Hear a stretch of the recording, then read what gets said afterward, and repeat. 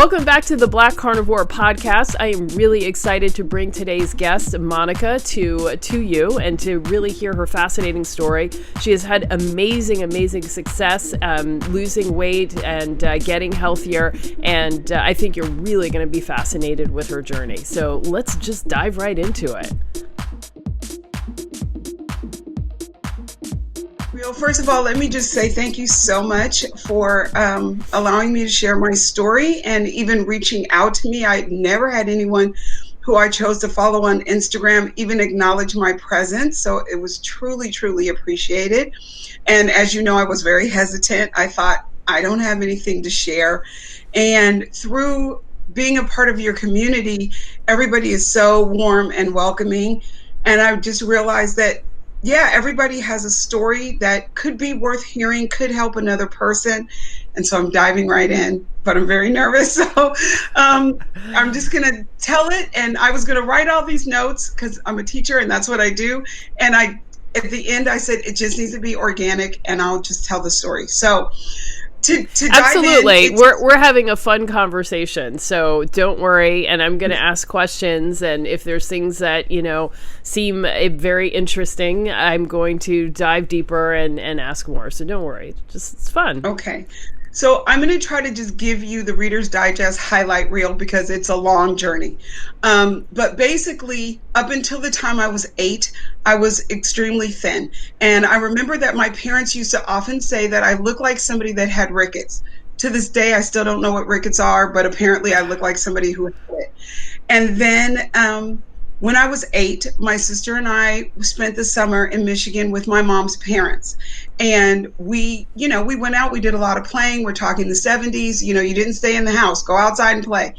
But we also had very delicious food. I remember it was some of the best butter and eggs I've ever had of my life. And my parents would joke for years and say, every time we called the girls, they were in the kitchen making a scrambled egg sandwich. Now, today, as carnivores, we would say, hey, butter, eggs, great. But of course, we were dumping it all on top of white bread and eating these sandwiches multiple times a day. And we came home at the end of that summer, which ended tragically, unfortunately, at the end of that summer. My grandfather had a stroke and passed away. And then we went home. And thank you. And I think it was the beginning of what emotional eating was for me. I am a compulsive overeater, and I'll kind of get into that a little bit later, what that looks like for me.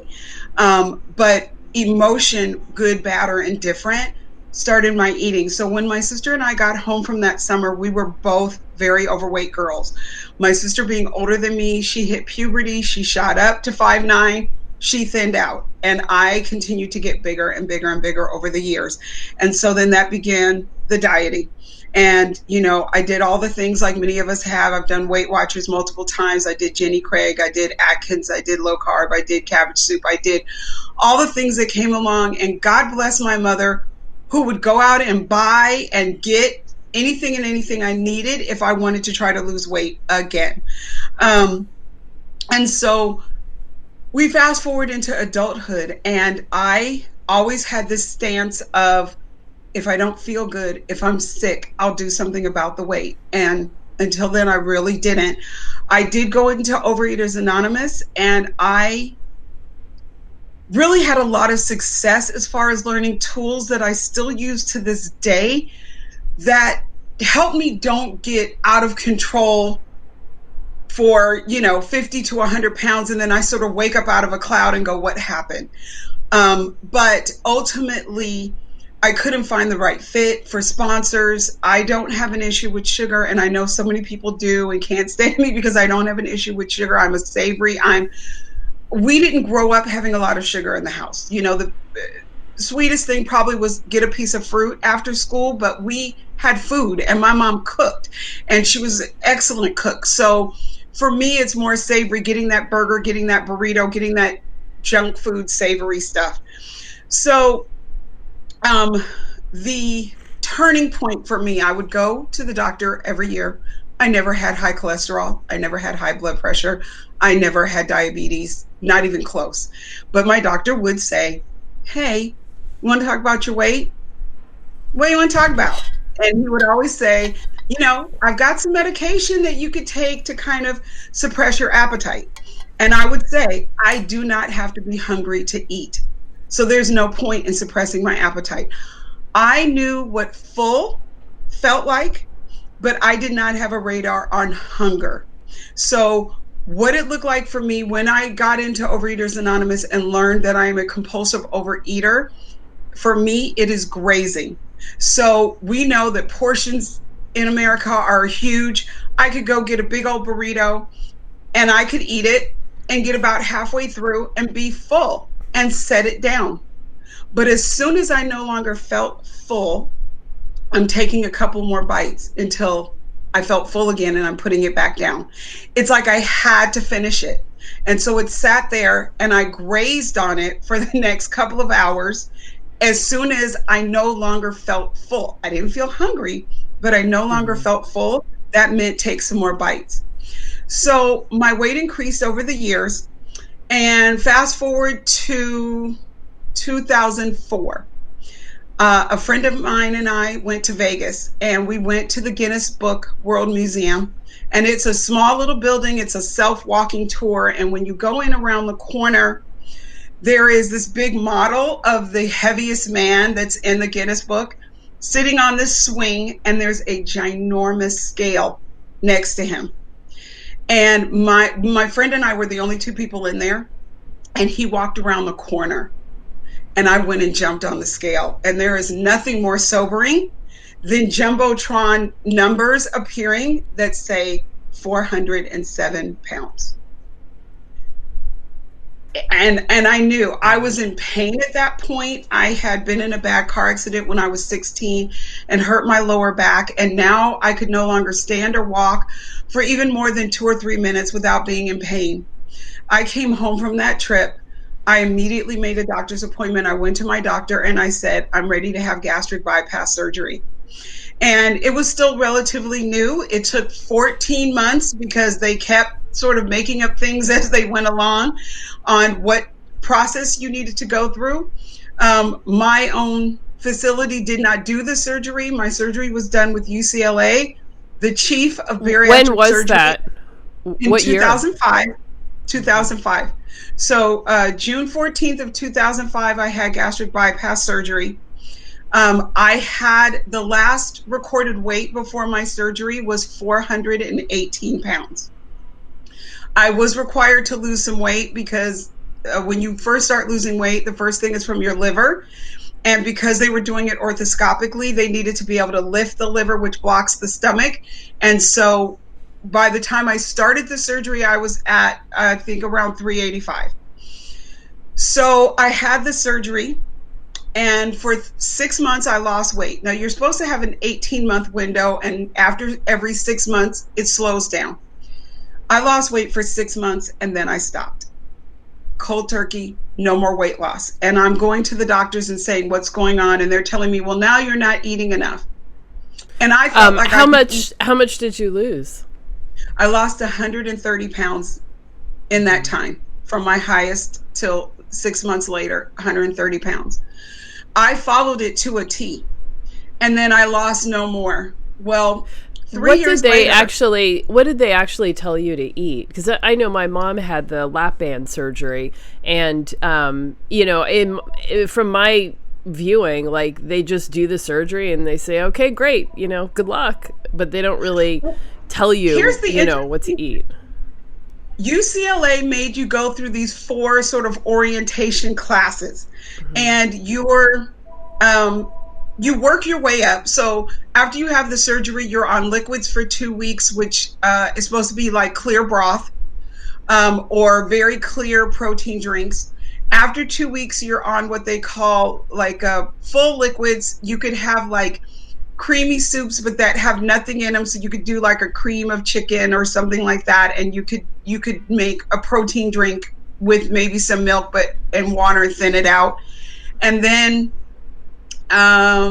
you did that for another 2 weeks. Then you went on soft foods. It was about 2 months before you were eating really solid food again.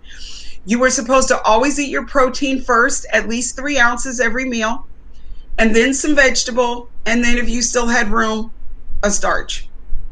But I remember that they emphatically, and I didn't really research it at the time, but they kept saying, don't go into ketosis though. Whatever you do, do not go into ketosis. Get some strips and pee on them. You do not want to be in ketosis. They said it over and So over how and over are you again. supposed to prevent that if they're telling you to eat protein first, then vegetables? I have no idea, because now that I know what keto is, I have no idea, because that's exactly what they should have been telling us to do. But they Yeah. didn't. So, and I had Roux-en-Y, so I had, the most extensive version of everything rerouted. Three years later, I had my daughter, so I had lost enough weight to get pregnant, carry a child very healthfully, but I was still in the 270s, and have my daughter. And later in that year, on October 1st, I'm a teacher. I got carted out of school on a stretcher in excruciating pain and taken to the hospital. And a bariatric surgeon was my doctor. And he said, I'm pretty sure you have an intestinal hernia. However, there is no test to show an intestinal hernia. So we're going to run all the gastro tests. We'll let you know. And what they discovered was that my gastric bypass surgery was not done as standard. And instead of taking my stomach to 15 cc's, which is where the doctor is supposed to take it, it eventually stretches out a little bit to between 6 and 10 ounces. This surgeon, and they had done it multiple times, because the doctor said to me, you lost weight for 6 months and you stopped losing weight, didn't you? And I said, yes. How do you know? And he said, because I've seen it with many patients from UCLA, and your stomach was left the size of a large soda can. It was not dissected as it should have been. So he did a revision. He could use the revision to go in, kind of make it right, and then fix the hernia. And he did. And it was like night and day. I then had the surgery for the first time. I then started getting sick if I ate too fast. I had to do it all over again. And I should have realized something was wrong, because the nurse, when I first had the surgery, and the nurse did not bring me sugar-free juice, she brought me regular grape juice. That was the first thing I drank after my first surgery. And I didn't get sick at all with all that sugar. And I should have known then there's something wrong. But what he said to me was, the new surgeon, after he did the revision, was, maybe with exercise, you could lose 20 to 30 pounds in a year, because you've had 3 years for your body to somewhat be used to this. And what I heard was I could still lose weight. And it's always been my goal that June 14th of the next year, I weigh a little bit less than I did the year before. And for most years, that has been the circumstance. So we go from there to 2017. In April of 2017, I go to the doctor to have, you still, get tested every year for your vitamins, make sure you don't have any deficiencies. You're supposed to take all these multiple vitamins and things that they want you to take. I take none of it. I've always eaten good, healthy, or what I thought was healthy foods. I've always eaten healthily, just too much. And I didn't realize also that it was the perfect storm. Having this smaller stomach, you have to eat kind of more times a day to get all the nutrients in. And that put me right back in my grazing. So now I know, because when I took those tests in 2017, my A1C was 5.9, and I was now pre-diabetic. And of course, the doctor is saying, oh, we have these diabetes classes, and this is how we want you to eat. And it included a lot of fruit and eating multiple times a day and whatever. And I had a coworker that I was friends with, and she had the same diagnosis. And she goes, oh, we could go to these diabetes classes together. And I was like, no, I'm not going to any classes. I want somebody to tell me why millions of people have had this surgery and are now no longer diabetic, no longer on insulin, And I never had high blood sugar, and now I'm going to be a diabetic. Somebody needs to explain this to me. So I started educating myself. And everything I was looking up and Googling and reading was basically talking about insulin resistance. So I diagnosed myself with insulin resistance. I'm sure that I have it. And then I started saying, what do you do for insulin resistance? And intermittent fasting came up.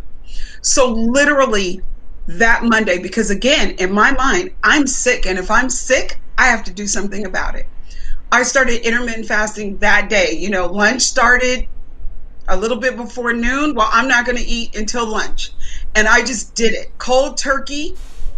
I drank some water that morning. I dealt with being hungry, but I wasn't going to do it. And so that year, by the end of that year, and I was, again, really strongly working on my health. I lost about 50 pounds that year. I even went on a month-long trip with my daughter and my mother by train around the country and came home and had not gained any weight. Wow. I intermittent fasted. I stuck to it everywhere we went. Didn't mean I didn't enjoy, if they got an ice cream, I tasted it, I whatever, but I stuck to it, and I did not gain weight that trip. And so when I went back to the doctor the following year, he said I was 5.6 and I was normal. And so I continued to intermittent fast through 2018. And then in the winter of 2018, while we were on winter break, I thought, how can I take this to the next level? What can I do?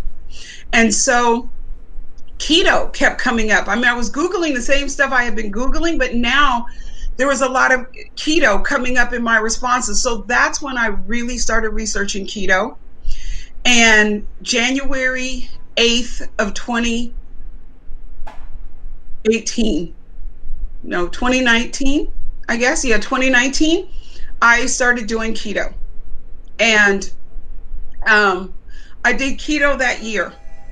I didn't lose much weight. And when I had my labs done, no, it was 2018. So I did intermittent fasting for the rest of the year, found out about keto, 2018 started keto. And when I had my labs done, he said I was 5.7. And no, I didn't have them done in 2018, but I didn't lose much weight. I did keto. I didn't get, the brain fog wasn't lifted. I'm also ADD. I can feel my brain fog. I had one evening where it completely left, and I knew what everybody was talking about. The energy, the way I felt, it was almost euphoric, and the next morning it was gone. And so, I kept trying to research. So wait, what do you think happened? I have no idea. I have no idea. So even when you're doing intermittent fasting, like when you were doing intermittent fasting, how long would you fast for? Most days I would do a 17-7. Okay. Sometimes it could be longer, but it was, accidental. Like once I got into keto with the intermittent fasting, and I hadn't understood fat adaptation yet, but when I was fat adapted, I didn't know that's what it was at the time, but lunchtime would come and I'd be like, am I hungry? I don't think I'm hungry. Okay, I'm just not going to eat because I don't think I'm hungry. And I wouldn't get hungry until like 2:00, but by then I had a class. And so sometimes I didn't eat until after school because I wasn't hungry. But when I had my labs done again after being keto, I was now 5.7, and again being told I was pre-diabetic. And I thought, okay, what's going on? So we just went into a new year and it's getting confusing, but I think 2019, I was following some people that had connections that were talking about World Carnivore Month coming up. And again, it was December and I was, home for winter break, and I was trying to educate myself some more and figure out what is the best thing for me. I had kind of fell off of intermittent fasting. I don't know why, but I just kind of stopped. So I decided I would try carnivore for World Carnivore Month, and I did it. And then I listened to everybody say 30 days is really not enough to make a change. And so I looked into it a little more. And then in April, I decided I'm going to do 100 days. So I did 100 days of carnivore. Now, again, I don't know how appropriate of a carnivore I was. I could definitely say that in that 100 days, I had 3 meals that were definitely off plan. But I didn't really lose any weight. I didn't necessarily feel better or worse. It's like, I just don't even really remember it except to say I did it and I marked it off on a little sheet. But I stayed low carb because again, why did you kind of stick with it for so long if you didn't really notice any change, any weight loss? I mean, you did 30 days. You didn't really notice a difference. Why, Well, because I was hearing a lot of people say it takes time to heal. Mm-hmm. And depending on how much healing you have to do, it can take a very long time before you see a change. Mm-hmm. And I was hearing people say like, oh, I say stalled for like 6 months, but I just kept going because I really believed that this was healthy mm-hmm. for me. And so in the back of my mind, or I should say first and foremost, I thought insulin. At the very least, I'm not putting sugar and carbs and stuff in my body. So let me see what happens. Mm-hmm. Now, having to continue to educate myself, this is kind of where I think things are. Being 55 years old, being in menopause, having no gallbladder, having insulin resistance. I mean, I've got the whole, gambit of the things. You just check off the whole bingo card for me. I think that I am one of those people that have to do a higher fat carnivore. I think that I do have a body and a hormone system that does go through the gluconeogenesis. I think that I have a system that benefits better off of reverse electron transport, and I won't get all sciencey on you, but obviously now I do educate myself more. And what that basically is doing a higher fat. It's sort of like a turbo engine for your cells, and it has the mitochondria rev up and make more mitochondria, which needs more fuel, which then takes the fat. I'm trying to educate myself to really understand what happens with the meat, learn more about the amino acids. I know there's so many amino acids, but from what I'm understanding, there's only 3 of them that we really use as bioavailability. I'm also trying to understand how this works in conjunction with the kidneys and with having no gallbladder and, what I need to do. So ultimately, after that 100 days was over, I just kind of hopped around. I just wanted the weight loss. And for me, do I consider myself somewhat healthy except for the insulin resistance? Yes, I do. I still have great, my cholesterol, I think the last time it was tested was like 157.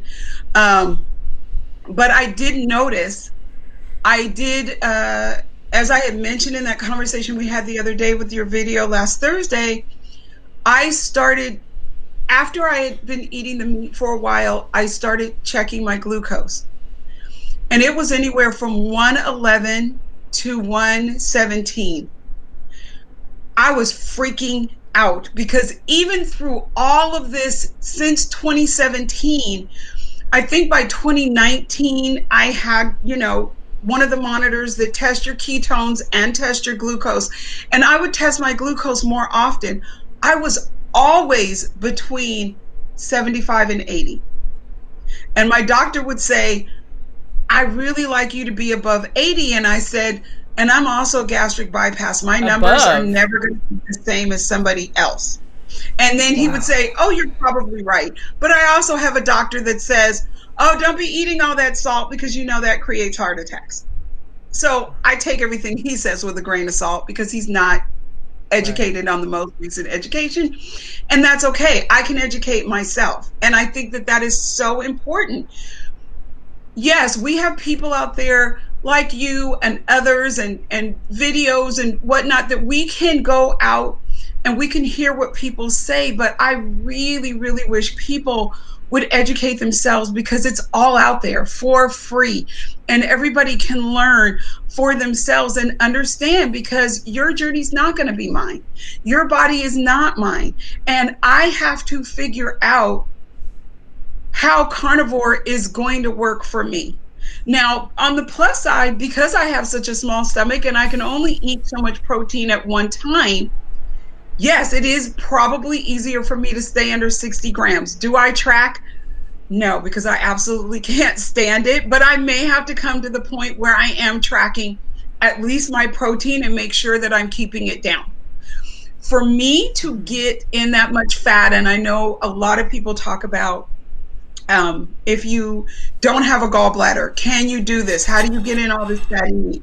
For me, what I find works for me is I have to consume fermented items.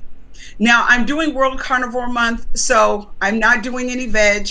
I have a huge crock of sauerkraut waiting for me, and I make my own.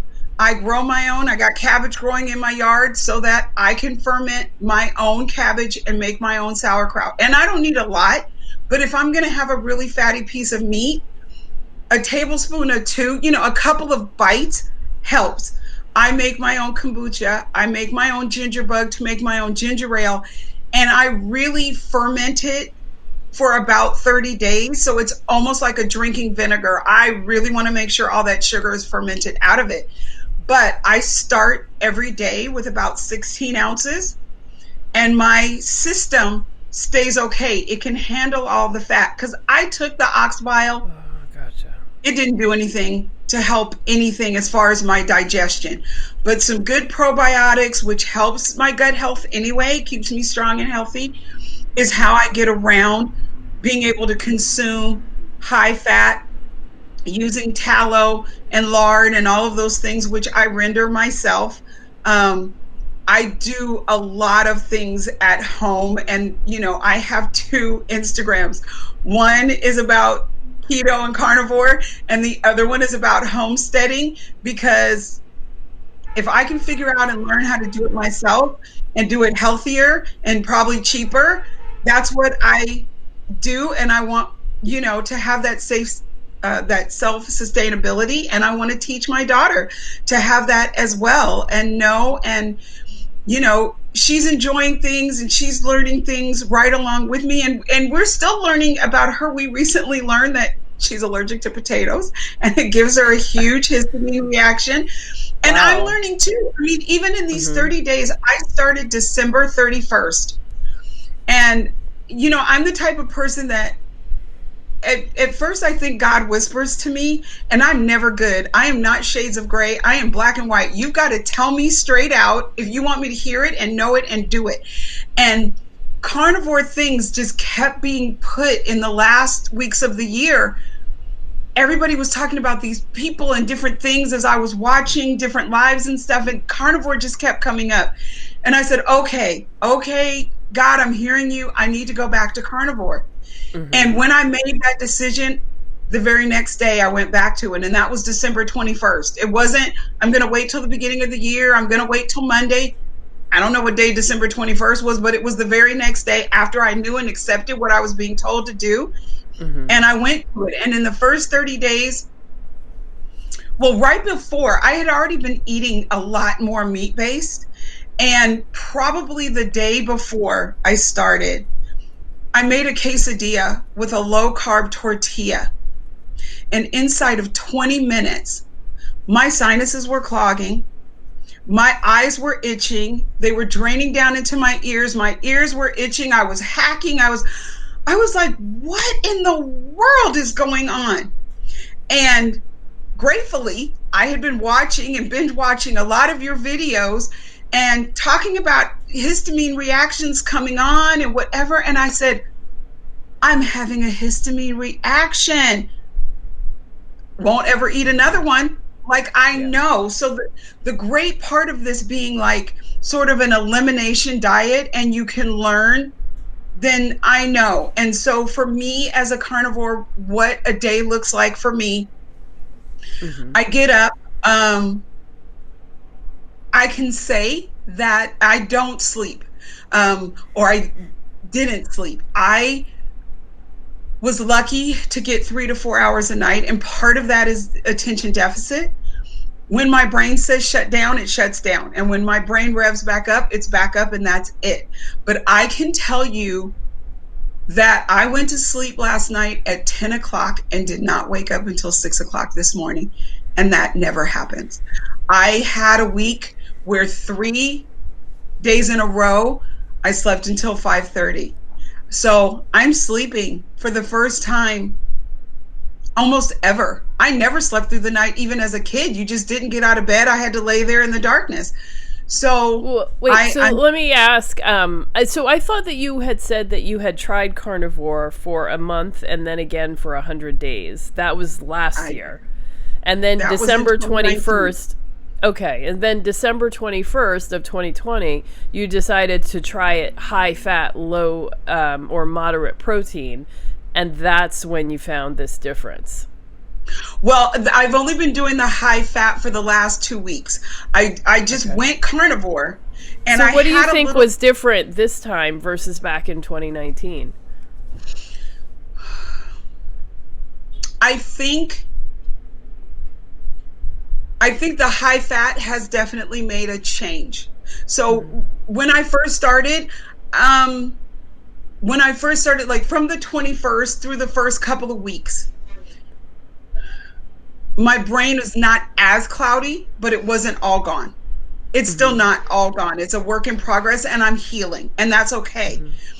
And then as I was understanding more about the higher fat and why it works and why it's beneficial, especially for menopausal women, having all the hormone changes, and I learned how I could best do high fat and not get sick, then I've been doing that the last 2 or 3 weeks. And I noticed, or I probably started like 2 weeks before my 30 days was up. And that's when I had stopped taking my fasting glucose because I just couldn't take looking at those numbers. And I just had to feel like I was going to heal. I need to heal, and this is how I'm supposed to heal. So I stopped doing it. But I allow myself to record the data each month. So when January 21st came, I got on the scale. I was up 1.8 pounds.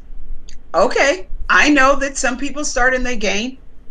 But I have to tell you, in the last year, and I know many of us had a rough 2020, and I am definitely one. So I put on a lot of weight last year. I was definitely in my compulsive overeating. I was in my food addiction. I was aware of it, and I still made that choice to be in the addiction because it was coping at the time with the mental struggles. And so it was a choice that I made. So I stopped taking the glucose, and then I took it, and I had been doing high fat for about 2 weeks, and I took it January 21st and was shocked when I saw 88. Wow. All right. And Bravo. So that's when I knew, okay, this high fat is doing something, and it's not going to take me months to see it. I could see it in like 2 weeks. And so I wonder, how much fat are you actually eating? Because a lot of times, we all talk about high fat, but I feel like that term means something different to every person. And, when I was, when I originally was doing it, I assumed, it's all high fat. I'm eating red meat. It's high fat. But, it's not. And I really had to be intentional about what I chose. But I sometimes, when I see people kind of talking about that, and then I look at what they're actually eating, and, it's like filet mignon, London broil, and chicken breast. Right. And it's like, ooh, that's not going to get you there. Here's what a typical day looks like. And I can definitely be a creature of habit. So I start my day, and I have either 16 ounces of kombucha or 16 ounces of my ginger ale, my drinking vinegar, to start my day because it gets my stomach settled again and everything okay.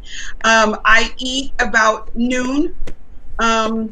Most days I eat about noon, and now I'm not hungry until then, I'm just listening to my body. So I'm not necessarily trying to intermittent fast. Today I was hungry about 10 o'clock. And if I find that I get, because I'm teaching and I really don't have time to eat before lunchtime, if I get hungry, my go-to is butter. I always have a stick of butter by me, and I'm taking bites out of it. I find that it's sweet. I do crave chocolate, which I understand can be a magnesium deficiency. I don't crave sugar because I'm not a sugar person. I'm that person that could take it or leave it. But I do crave chocolate. And so I do find that salted butter is sweet. And so if I find myself having, or, I don't really have them much anymore, but in the beginning when I was having them, I would take a bite of butter. And so I eat that. A lot of days, my first meal is what I had gotten from another carnivore person. They called it a Carnivore Waffle, which is 5 egg yolks, 2 tablespoons of tallow, and baking powder, but I keep forgetting the baking powder, and it still puffs up and makes a nice waffle. So I'm like, why do I need it? And so that's it. So I'm eating tallow and egg yolks. I very rarely these days have a whole egg. Now I use the yolk because that's where the nutrients is and that's where the fat is. And so I have that with tallow. And then I put lots of butter. It makes about 4 in the little mini, kind of chaffle size, as we know. And I put lots of butter on every single one, and I eat it. And that's usually my first meal of the day. And then my second meal is dinner. And then for dinner is some kind of meat, usually with some additional butter or some kind of sauce. So like, for instance, last night, Nisha Berry, Dr. Ken Berry's wife, did a creamy chicken soup. I'd never made a soup like that because it was with chicken, with the skin on and bones. And I had a bunch of chicken legs. She used chicken thighs. And the soup was butter, cream cheese, and cream and bone broth. And you made this soup, and then you cooked your chicken down in it. And then I took it all off the bone so I could, serve it up easier to my daughter and I. But you left the skin and everything. And it was delicious. And I was shocked because I'm not good at eating chicken skin that is not majorly crispy. And this was delicious. I mean, I realized I was chewing and I went to swallow a bite and I was like, that was chicken skin. And that melted in my mouth and that was delicious. So if I have, we don't have chicken often, but we do, I have Maria Emmerich's Carnivore cookbook because I had signed up a year in advance to go to her book signing. And of course, with 2020, it was canceled, but I have her book. And so I make her carnivore nuggets, which is just bacon wrapped chicken nuggets. My daughter loves them. And then I don't have to buy the yucky chicken nuggets from the store. And so she loves them. And I make a homemade ranch, which is, with sour cream and heavy cream and fatty and delicious. And I dip the chicken nuggets in a fatty sauce or a buttery sauce. So if we cook meat, I do try to buy fattier cuts, and I have learned that my Asian market has, oxtails, and we just did our first hot pot with thinly sliced Wagyu that was so marbled and delicious. And so, oh my God, I'm so jealous. Yeah, I didn't even know that it was there. I had heard of H Mart and I'd seen people around the country going in these H Marts. And then one day I just Googled it. Literally 15 minutes down the road is an H Mart. And so last month I went in and I just went right back to the meat section. And I'm like, out here in California, the numbers are so high. So it's like, you don't have time to really peruse and stand around. But it was very nice. They handed you gloves when you walked in the store. And I went back to the meat counter, and so I just kind of grabbed things, quickly. I got gizzards and I got liver, and I don't mind. I grew up eating pate and liverwurst, and my daughter enjoys liver as well. So that is not, me getting that organ meat in. I always have some pate in the refrigerator. And if I do feel like I need something between meals, then I'm getting that pate, and that pate has bacon and lots of butter. So, with the liver. So it is very fatty. So everything that I am eating, I make sure that there is increased fat. So let me ask you, did you used to check your ketone levels, your blood ketone levels? What were they? I did, and they stayed around a 7 to a 9. 0.7 to 0.9. They were never extremely high. Now, because, you put the two numbers together and do the GKI, my GKI was good because at the time, my blood glucose was always between 75 and 80. Right. So when I put those two numbers together, I stayed in what was considered nutritional ketosis. But then I stopped chasing ketones and worrying about it. And for me, I just wanted weight loss. And one of the reasons that was so important to me is because I have an injury with my shoulder and I need to have surgery. And I'm approved for the surgery, except I'm not at the weight that they want. And so for me, I need that data of the scale. And I know that people will often say, and sometimes I get frustrated with how we're delivering the information. And I know that it's always delivered with good intention, but I think sometimes when we're delivering stuff so emphatically, throw away that scale, get off that scale. I'm like, because our journeys are all different, some people need that data to stay the course. And for me, I need that data because I can't go back to the doctor and say, yes, you can schedule me until I know that data is where they want it to be.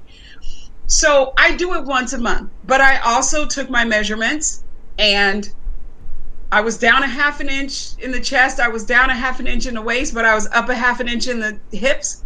Okay. And I did my fasting blood sugar. And that's the data that I will keep. So when we give out information to people, I would be more hopeful if people would just give me options sometimes instead of saying things with such emphasis. Not tell me throw away the scale, get off the scale, but say there are many ways to collect data. There is the scale, there is calipers, there's a tape measure, there's a DEXA scan, there's get a pair of jeans that don't fit and pull them up and take a picture once a month, and just give me some options, because I'm sure, besides my reasoning for wanting to know the scale number, I know people that stay better on track depending on what the scale does. And it's not harmful to their, and I have times where the scale is my friend, even if it's going up. I had no emotional attachment when I saw that I was up 1.8 pounds. You know what I thought? That's the least amount I have gained since 2019 in a month. And I was okay with that. And that's the knowledge I had from having been on the scale before. And I wonder, but are you still fasting, or did you take a break from that? I don't eat before noon. And so I typically eat from noon. I definitely cut it off by 8, but there's many days that I just have the 2 meals and we eat dinner anywhere from 5 to 6 o'clock. And typically once I have dinner, then I'm done. I wonder if you wouldn't benefit from doing some more prolonged fasting, like 48 hours maybe. Or sometimes 72, because I have seen some people talk about, when you have, a lot of insulin resistance and your liver is very full, like it just takes longer time to empty it out, and you might need more periods like that where you're emptying out your liver. Yeah. The reason that the longest I've ever fasted was 22 hours, and it wasn't on purpose. So it wasn't planned very well. And I got extremely sick for 3 days. And I learned later because my electrolytes had flushed out. But I've also found that if I don't eat intuitively, if I don't do it naturally, then I am very much in my food addiction. And so because I don't have the strongest handle on my food addiction right now, I have not, I've just let it go like it goes. And like I said, there's some days if I'm busy at work or whatever, and I get up at lunch and maybe I fix lunch for my daughter, but don't have time for myself, I don't eat until 3 o'clock. And it seems to be okay that I didn't eat till 3 o'clock. Nothing falls apart, stomach doesn't hurt or whatever. So if I get to lunchtime and I'm not hungry, I don't eat. And I know that, part of my body in healing, maybe it needs that fuel and whatever, but I also believe if I need that fuel, my body's going to tell me that I need that fuel. And so by listening when I'm actually hungry, not grazing in between, and now typically also my day is 2 meals and kind of 1 snack. I might get hungry if I've eaten at noon. I may get hungry at 3, and that's just going to be because I have a little tiny stomach, and my stomach does not have a sphincter muscle at the bottom. It's like a funnel. So as soon as the food is going in, it's dripping out. And if I get thirsty and I drink a lot, I'm flushing it through faster.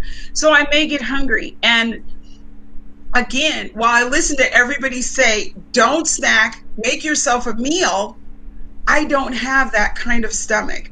But I can go in and get a big spoon of pate and eat it, and I'm satiated, and then I don't ruin it where then I'm hungry at 7, 8, 9 o'clock at night and ready for a meal. I can still eat dinner at dinner time and then be done for the rest of the night and go to bed and be fine until the next day when I get hungry. And like I said, sometimes it's noon.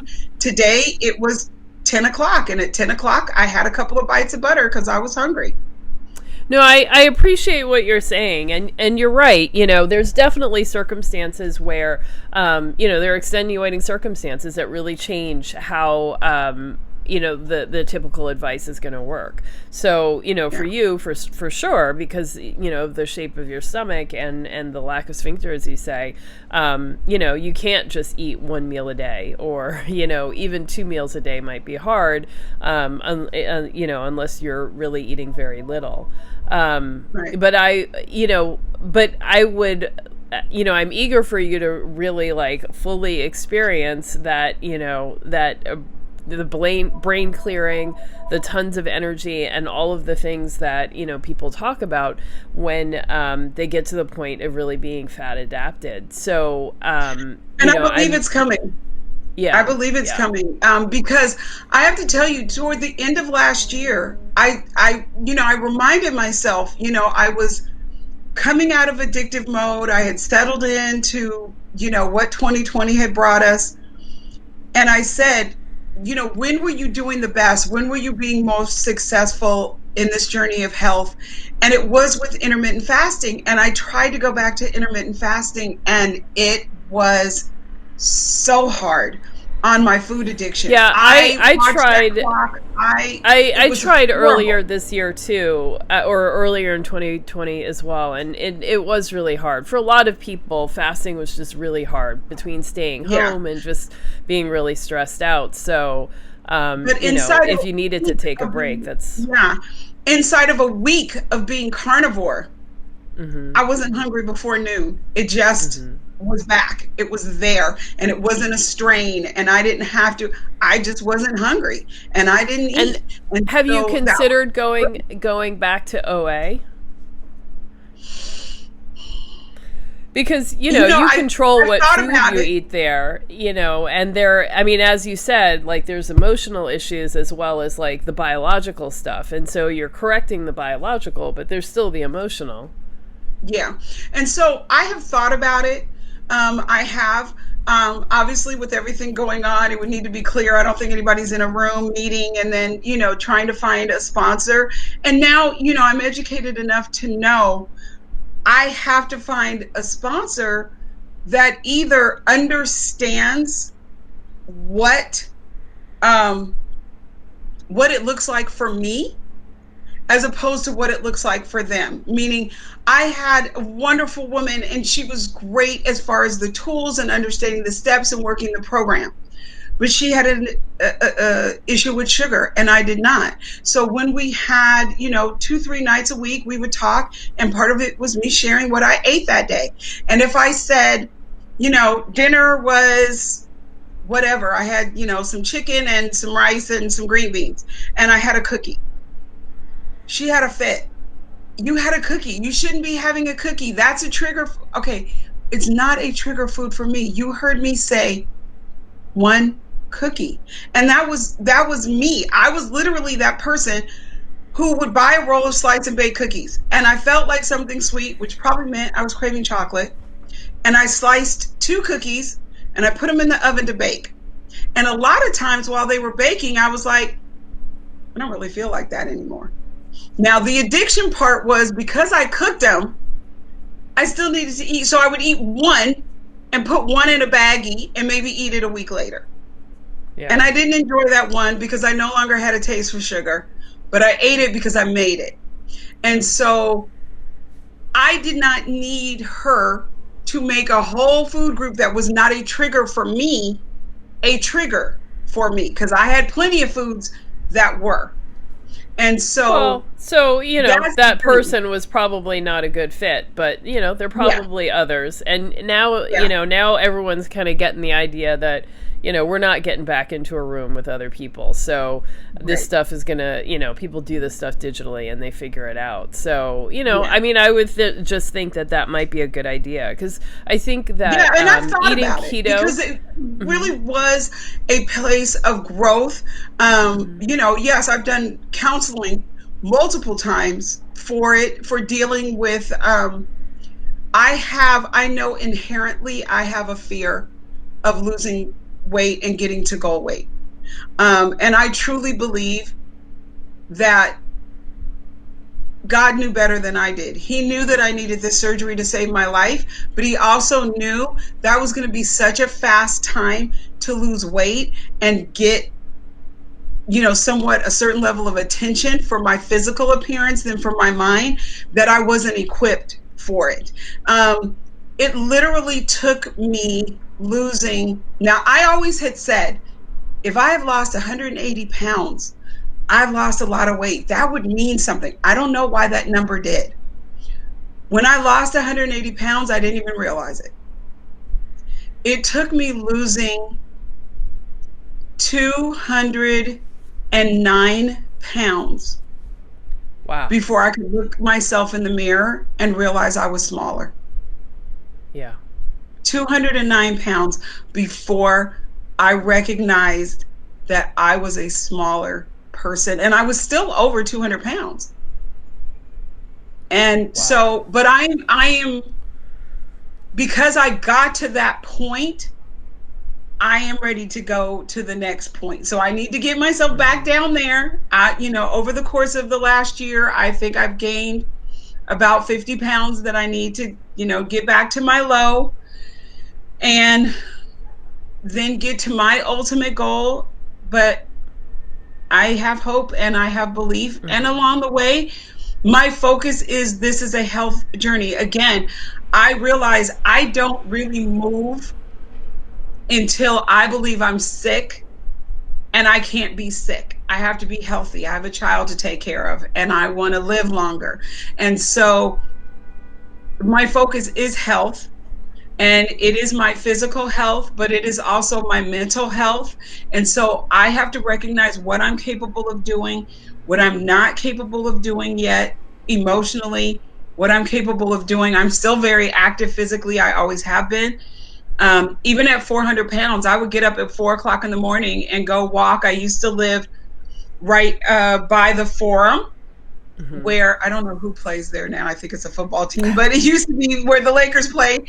And I would get up at 4 a.m. with other people, and we were walking laps around the Forum. And I did that at 400 pounds because if I walked and kept myself moving, I didn't have lower back pain. I never exercised to lose weight. I exercised because I can't take pain. And if I could keep the pain away, I was going to do what I needed to do to keep the pain away. Now I focus on health, and I focus on educating myself to understanding what is best for my journey, what is best for my healing.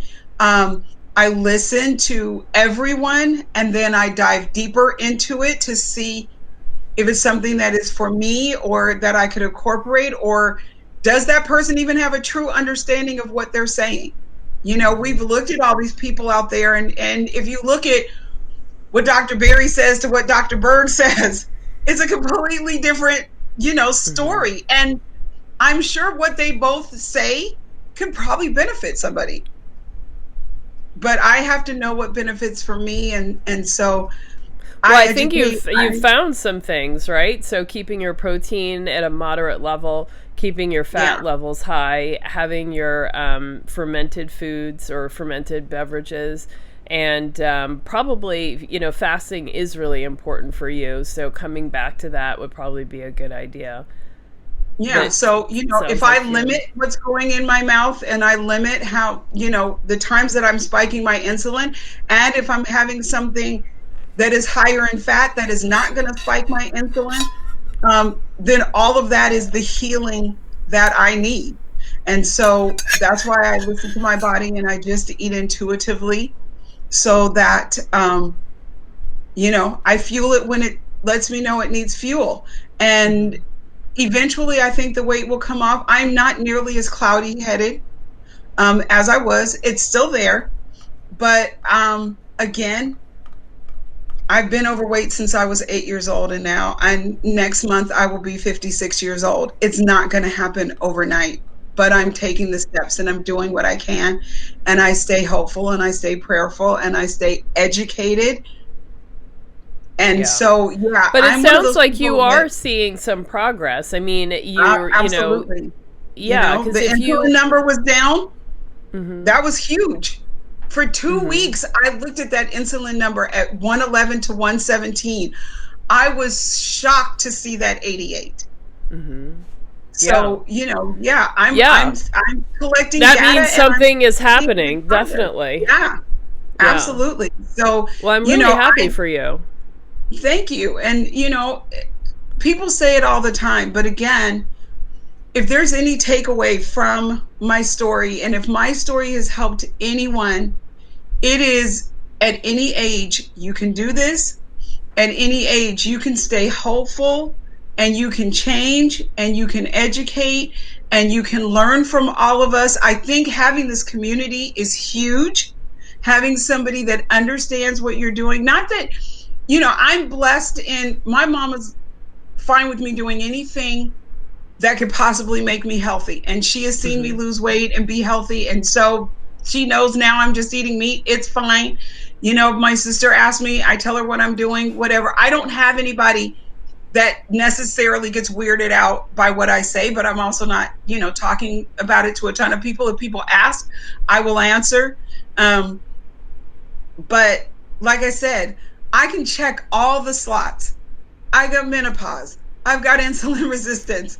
I have, rerouted my digestive system. I have no gallbladder. It's sort of like, come at me. What you got? Because guess what? I can trump you. And it's not a contest, though. It's to say, if I can meet all of these things, plus attention deficit and whatever, and I can still get myself healthy, anybody can get themselves healthy. We've got to put these excuses behind us. Yes, my journey may look different because I have these reasons, but they are not my excuses. They will not hold me back. It's just going to take time, and it took education. So I truly believe that when I did carnivore before, I wasn't supposed to do all that protein. I just didn't know it. So I didn't have the healing that I needed. And so I had to still educate myself, but it was also finding more carnivore people and seeing that people were doing it different ways for me to find out that there was this higher fat version.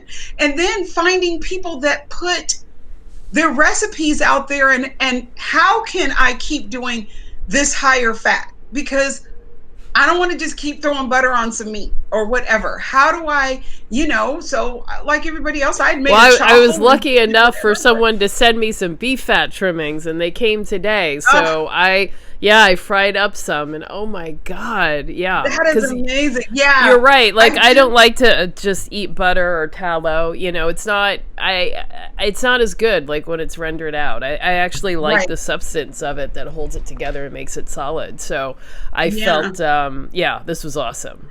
Awesome. A friend of mine gave me an air fryer for Christmas, and for the first time last week, when I cooked my ribeye, I took the chunks of fat off of the back and threw them in the air fryer and crisped them up, and it was a whole nother world. I know. It's a whole it's a whole thing. And I don't know why. I have the dullest teeth on the planet. I have a really hard time chewing fat. I just can't chew it. I don't know why. And so when I saw some people throwing it in the air fryer and crisping it up, because my daughter loves it. She loves, and she's not particularly carnivore, but she's a little more low carb, and me just trying to get some healthy changes for her. She gets so upset if she sees me cutting the fat off of the meat. And she wants the fat, and she loves it. I know, it's the best part. Like, why would you not want to eat that? Yeah. I know. And I couldn't chew it. And so... Well, sometimes it's hard to chew. I mean... And so being able to throw... Actually, I finished my whole steak off in the air fryer. I had done it in the cast iron skillet because I just believe that that's such a good way. In some ghee or some tallow or bacon fat, I switch it off. And then I threw it in the air fryer at 500 and let it crisp that fat. And oh my gosh, it was like one of the best steaks I'd ever had in my life. Yeah. Wow. Well, I'm so happy for you and so proud of you for, really sticking through it and really taking the lead on your health. I mean, so many of us, and it sounds like, a lot of the advice that you were given was not super helpful. So you could have, just gone and said, well, whatever you say, doctor, or I'll take the medication. But, you didn't settle for it, and you really made every effort to find the right solution for you. And I think that is to be commended. And I encourage everybody who's watching, when, if you've got something going on, really, take the... take it into your own hands to do the research, because really at the end of the day... at the end of the day, your doctor, they don't have to die for you. So it's, your life is in your own hands. And you really do have to go out there and find every solution that is going to, be helpful for you, and try it out, experiment. None of us can really answer what is going to be the best approach for carnivore for you. Only you can know, and only by trying and experimenting. So none of this stuff do you have to do forever, just do it and see. But, once you do it and you really feel great, I think, you'll be convinced to, stick it out. And definitely you have to do this in community. I think, frankly, the whole reason I started, my social media, my Instagram channel was because, I just could not figure out and imagine, how people prepare a plate when they're on carnivore. I'm like, what does my plate look like? What's supposed to be there? And so having those pictures for myself and looking at other people's pictures and providing that guidance for other people, that was really my goal in the beginning. And I continue to have that goal, by having people give their testimonies so that, we can see all the different ways that we do carnivore and all the different ways that it works for us or doesn't work for us, and what we're learning from those experiences. And there's quite a number of us in the Black community that have had some sort of gastric bypass or other kind of weight loss surgery. And I do think that there are special considerations that have to be, made in that circumstance. So when you've sort of changed the biology a little bit. And so it's helpful to hear, from people who have had that experience and how they are doing it. I did invite on Dr. Saives to our show. He actually does pediatric bariatric surgery. So Wow. for people, I do want to say, I mean, I don't normally like recommend doctors, but for someone who, who's had some form of bariatric surgery, and perhaps, you haven't quite figured out how to make, keto or carnivore work for you, it might be really worth it to go see him specifically because he has that experience with those kinds of surgeries. Right. So that's something to consider as well. Thank you. Yeah, well, it has been awesome talking to you. Thank you so much for sharing your story. I really, really appreciate it. And everybody who's watching today, I hope you heard something that was helpful and that, you learned from. And I look forward to seeing you next time. Thank you so much for having me.